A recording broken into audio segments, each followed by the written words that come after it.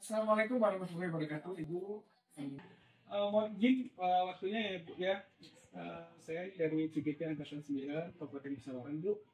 Bahwa saya mendapatkan tugas demonstrasi kontekstual dalam mengurus tugas legislatif, yaitu dalam pengambilan keputusan berbasis nilai-nilai kebajikan sebagai pemimpin. Jadi kami akan mewakili Ibu. Ya. Sekali lagi saya minta waktunya ini berkenan. Tentunya wawancara dari BNI terkait masalah kasus di rumah Afrika dan kebajikan. Jadi nanti ada dua pertanyaan. Baik Ibu, yang pertama Bu, sekarang ini bagaimana Ibu dapat mengidentifikasi kasus-kasus yang merupakan dalam Afrika atau kebajikan? Kalau saya cara mengidentifikasi kasus ini, kita lihat itu kasusnya dulu. Kasus yang muncul tentunya dalam kasus yang ada hubungannya dengan dilema etika ini, kita harus melihat mana pilihan yang sama dan yang tidak, dan tentunya di sini juga kalau saya perhatikan yang dari kasus ini tidak ada hubungannya dengan pelanggaran hukum yang terjadi, karena masih harus kan masih anak-anak, jadi masih yang wajar-wajar gitu ya. Jadi intinya melihat bentuk atau tipe dari kasusnya ya Bu ya. Nah ini pertanyaan yang kedua ya Bu, selama ini bagaimana Ibu menjalankan pengambilan keputusan di sekolah, terutama untuk kasus-kasus di mana ada dua kepentingan yang sama-sama benar, lalu sama-sama mengandung nilai kebajikan. Ya, kalau yang untuk masalah kasus pengambilan keputusan, salah satunya saya selaku kepala sekolah, karena saya punya bawahan juga, saya koordinasi dulu dengan wakil kepala sekolah. Setelah koordinasi dengan wakil kepala sekolah, baik nanti suatu saat didapatkan, kita bisa menyampaikan kepada guru-guru bisa. Jadi artinya di dalam diskusi sebuah masalah itu perlu adanya pertimbangan ya dari seorang. Nah pertanyaan selanjutnya itu yang ketiga, langkah-langkah atau prosedur seperti apa yang biasa dilakukan selama ini tentang pengambilan keputusan? Pertama, langkah-langkahnya itu saya lihat kasusnya dulu Pak. Kasusnya itu apa dulu dalam kasus anak tersebut. Karena ini kan berhubungan dengan kasusnya, yang kasusnya pertama apa, lihat latar belakangnya anak itu. Karena kan mohon maaf Pak, desa kita ini kan banyak anak-anak yang datang begitu. Tentunya kita perhatikan dulu kasusnya apa, kita jangan langsung ditulis aja bahwa anaknya begini-begini, nggak bisa kita paham. Jadi kita, kalau misalnya saya tanya dulu kepada terutama wali kelas, terus BK yang menangani siswa, masalah anak-anak ini atau latar belakangnya seperti apa, kok bisa muncul kasus tersebut. Jadi tentu saya banyak bertanya kepada khususnya wali kelas dan guru BK yang banyak berkecimpung di kesiswaan. Jadi kita harus melakukan sama satunya di salah satu dari itu, nanti pasti mungkin guru-guru dan wali kelas dari guru BK. Baik Bu. Kemudian pertanyaan selanjutnya, apa saja yang selama ini Ibu anggap efektif dalam mengambil keputusan pada kasus dilema? Yang secara efektif kalau saya pertama kita dengan warga sekolah dulu ya, warga sekolah di sekolah, karena mereka itu kan stakeholder kita, kita harus diberdayakan. Ini selanjutnya saya panggil wakil kepala sekolah, saya ngobrol-ngobrol bersama dengan kepala sekolah.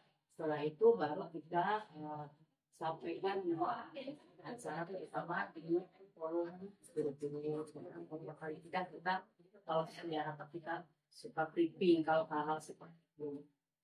Jadi semuanya banyak berkolaborasi ya Bu. Karena kita kan namanya mendidik siswa itu kan bukan hanya tanggung jawab guru, juga warga sekolah, orang tua, kerjasama dengan orang tua juga itu sangat-sangat penting untuk melihat kasus yang terjadi pada anak. Karena kadang-kadang didikan orang tua dengan didikan sekolah itu sangat berbeda. Anak zaman sekarang kan beda dengan zaman dulu. Jadi anak zaman sekarang ini perlu dielus walaupun sama orang tua juga, jadi dianggap sebagai kawan. Dan disitulah mereka nanti akan terbuka, apa sih masalah saya sehingga saya seperti ini gitu. Jadi banyak berproses, terus banyak kebijakan juga ya Bu yang itu luar biasa nih Bu.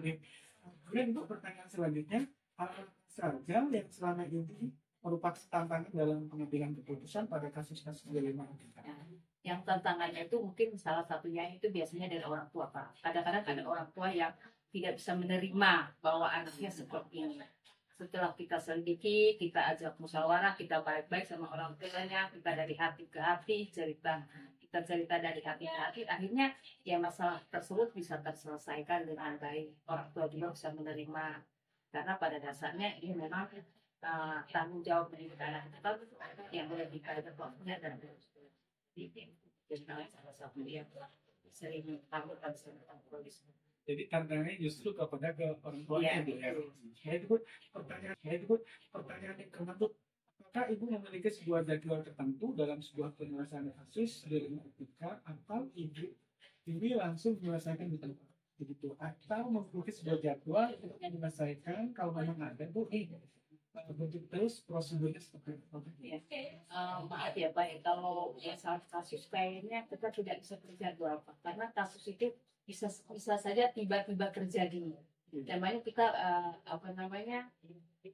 kita menuntut anak, atau kita memang berada di lingkungan bahasa kita yang makhluk hidup. Jadi kita kan nggak bisa, saya jadwal ini membahas kasus, nggak bisa. Jadi spontanitas. Jadi kalau bisa malah kita jangan sampai panjang lebar, diselesaikan hari ini juga. Jadi tidak berkepanjangan berlarut-larut, tidak ada. Jadi kalau ada masalah langsung diselesaikan hari itu juga. Kalau bisa memang waktu jamnya masih memungkinkan untuk memanggil orang tuanya memanggil saat itu juga. Jadi beres hari itu juga Pak. Jadi tidak ada jadwal khusus. Jadi intinya tidak ada jadwal khusus ya, karena dalam penyelesaian kasus dilema etika ini kita biasanya melakukannya langsung berkoordinasi, terutama dengan pihak-pihak terkait. Kalau dalam kasus itu kan kita tidak perlu memastikan ya kapan terjadi. Baik Ibu, ini pertanyaan selanjutnya itu pertanyaan yang kedua. Adakah seseorang yang selama ini negara akan membantu Ibu dalam mengambil keputusan dalam kasus-kasus dilema? Banyak sekali yang mempermudah saya, itu salah satunya karena di sini juga kita kan punya komite juga kami libatkan, terus wakil kepala sekolah, terus guru BK yang memang banyak menangani siswa. Kebetulan guru BK kami kan memang warga di sini, jadi sangat menangani hal-hal ini itu banyak kemudahan. Ditambah dengan guru mapel yang super perhatian, dengan guru yang tadi yang perhatian sama siswanya. Jadi bagi saya kasus-kasus ini itu tidak ada masalah gitu. Artinya bisa diselesaikan hari itu, bisa beres hari itu, dan tidak ada masalah yang memang rumit seperti yang lain-lain. Alhamdulillah di sini. Jadi ini banyak berkoordinasi ya, setelah kolaborasi dengan warga lingkungan, kemudian warga stakeholder yang keseluruhan. Nah, pertanyaan yang terakhir Bu, yang ke-8, dari semua hal yang telah disampaikan, pembelajaran apa yang dapat dipetik dari pengalaman Ibu dalam mengambil keputusan dilema? Ya, di sini mungkin saya selaku pimpinan yang pertama ini adalah tanggung jawab.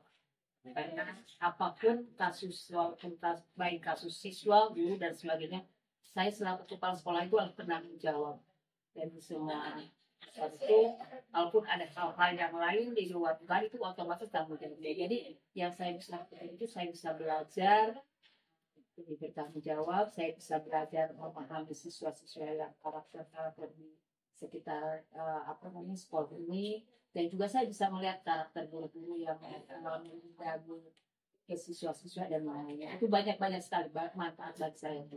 Jadi artinya pembelajaran itu kita memang bukan dapatkan dari pendidikan aja. Dari pengalaman dari guru-guru bercerita, pengalaman menghadapi hidup dan sebagainya. Itu mungkin bagi saya. Baik Ibu, luar biasa ya. Saya udah banyak pengalaman nih, pembelajaran dari Ibu juga dari 8 kripto yang saya tanyakan tadi sudah dijawab semua, dan itu luar biasa buat saya nih. Ilmu baru, pengalaman baru juga itu buat saya ke depan yang terima kasih Ibu, mohon izin kami waktunya Ibu. Sukses. Assalamualaikum warahmatullahi wabarakatuh.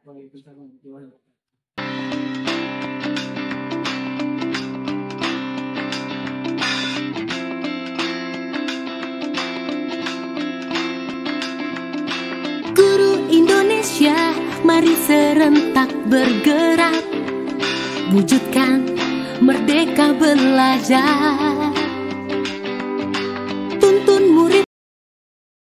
Assalamualaikum warahmatullahi wabarakatuh. Bu Beta, selamat pagi Bu.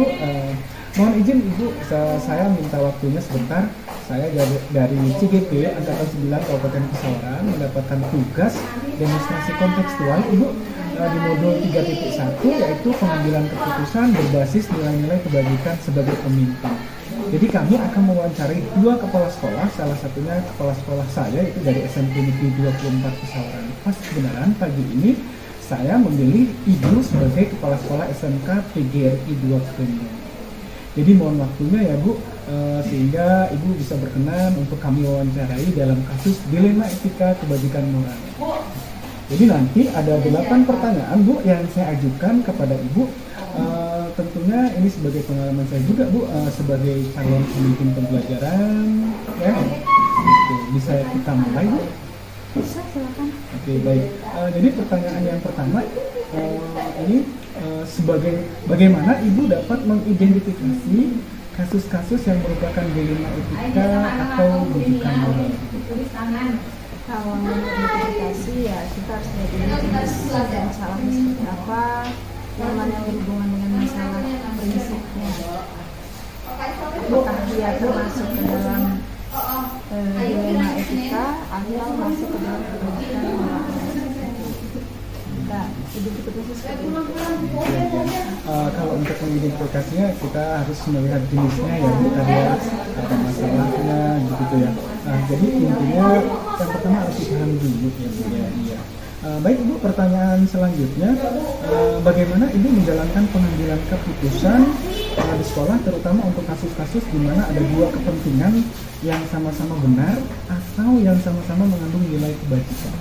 Kalau kita dihadapkan dengan 2 masalah, paling solusinya adalah kita memilih mana yang lebih penting dulu, mana yang lebih urgent, mana yang harus lebih diutamakan seperti itu, sehingga solusi yang kita dapatkan ya apa ya,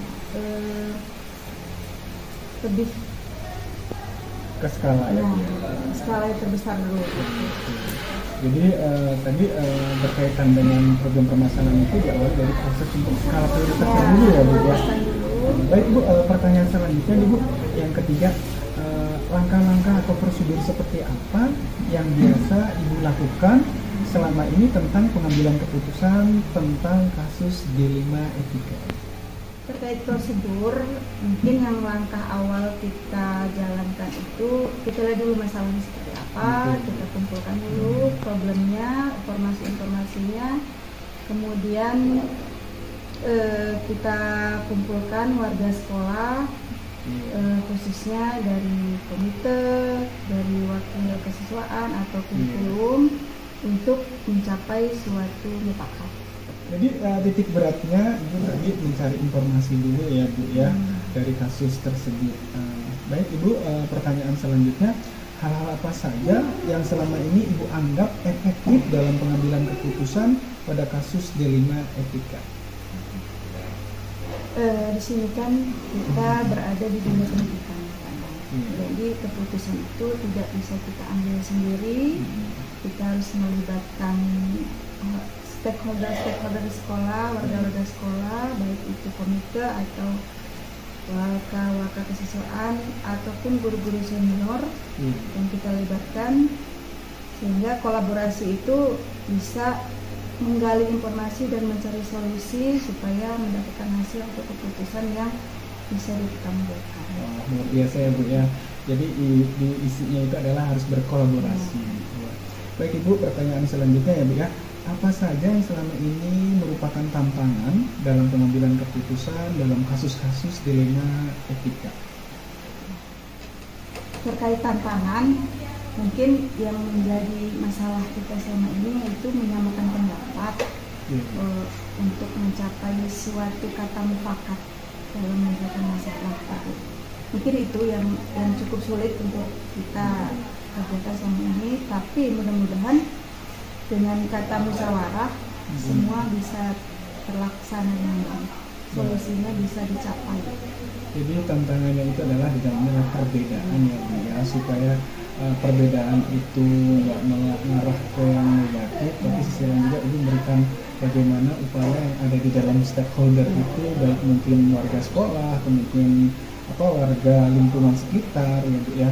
Nah Ibu, pertanyaan selanjutnya nih, apakah Ibu memiliki tata kelola sebuah jadwal tertentu dalam sebuah penyelesaian kasus dilema etika, atau Ibu ini langsung menyelesaikan di tempat begitu, atau memiliki sebuah jadwal untuk menyelesaikannya, bentuk atau prosedur seperti apa yang Ibu jalankan?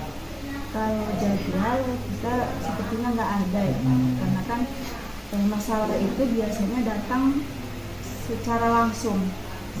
Misalnya ya itu kita selesaikannya langsung, informasi langsung kita cari, langsung kita kumpulkan informasi-informasinya, melibatkan warga-warga sekolah, seperti itu gitu. Sehingga hari itu juga langsung kita selesaikan masalahnya. Jadi nggak ada istilahnya jadwal. Nggak ada jadwal ya. Iya. Yang jelas langsung diselesaikan ya Bu ya di tempat, artinya biar problem permasalahan itu segera untuk diselesaikan dan nggak melebar ke arah-arah yang lain gitu ya Bu ya. Baik Ibu, pertanyaan selanjutnya ya Bu ya, adakah seseorang atau faktor-faktor yang selama ini mempermudah atau membantu Ibu dalam mengambil keputusan dalam kasus-kasus dilema etika? Kalau yang membantu banyak sekali Pak, karena kita di sini kan tim ya, ini adalah lembaga, jadi ada wakil kurikulum, ada wakil kesiswaan, ada guru-guru senior yang terlibat di dalam ini yang membantu saya gitu dalam menyelesaikan apapun masalah yang ada di sekolah ini. Benar sekali ya Bu ya. Jadi kalau punya tim yang solid itu luar biasa ya Bu ya, bisa membantu hal segala apa yang dibutuhkan oleh Ibu ya Bu. Baik Ibu, pertanyaan yang terakhir Bu, dari semua hal yang telah disampaikan, pembelajaran apa yang dapat Ibu petik dan pengalaman Ibu dalam mengambil keputusan dilema etika?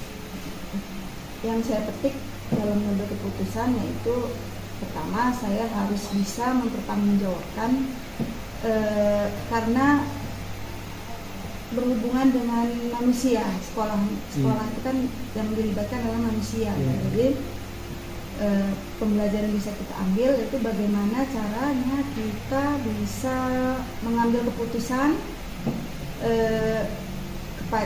baik itu kebaikan untuk murid ataupun bisa bermanfaat buat kita semua, pada umumnya ya masyarakat sekitar.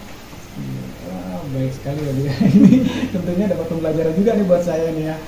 Baik Ibu, kita akhiri dulu ya Bu percakapan wawancara hari ini.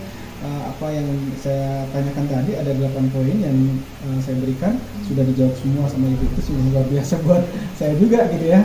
Jadi itu menambah pengalaman saya juga ketika pada saat saya yang tadinya nggak tahu jadi lebih tahu gitu loh. Baik Ibu, cukup sekian ya Bu ya. Saya ucapkan terima kasih Ibu sudah memberikan kesempatan saya untuk berbincang-bincang mewawancarai Ibu. Terima kasih Bu. Wassalamualaikum warahmatullahi wabarakatuh. Waalaikumsalam.